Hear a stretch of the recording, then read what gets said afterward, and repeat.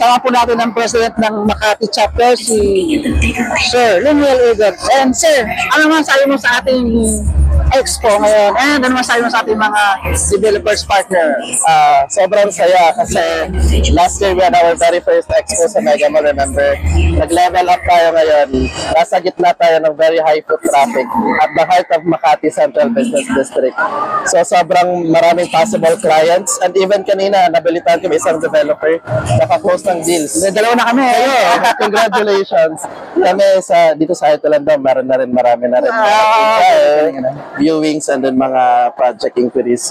So ayan, masaya, very very feasible. Yes. Nice location, prime foot traffic.